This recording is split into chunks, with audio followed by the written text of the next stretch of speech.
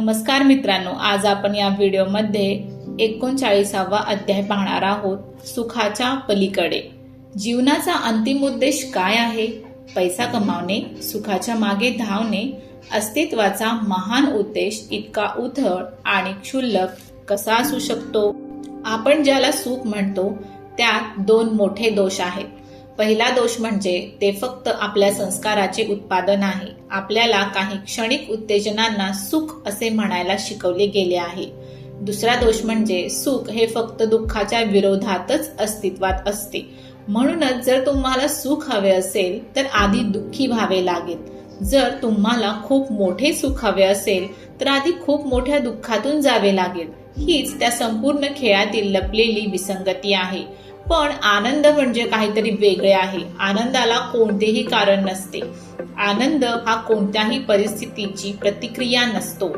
आनंद हा तुमचा स्वभाव आहे. तो आधीपासूनच तुमच्यामध्ये आहे. फक्त त्यावर पडलेले पडदे दूर करायचे आहेत. ज्याचे मन हजारो संस्काराच्या थरांखाली दडलेले नाही, फक्त तोच प्रेम जाणू शकतो आणि फक्त तोच खरा आनंद अनुभवू शकतो. खरा मुक्त मनुष्य दुःखापासून मुक्त असतो, पण तेवढेच नाही, तो सुखाच्या लालसेपासूनही मुक्त असतो. तो सुखाच्या मागे धावत नाही, तो दुःखापासून पळत नाही. तो प्रकाश आहे. तो पाहतो, तो समजून घेतो. आणि हेच तर प्रेम नाही का?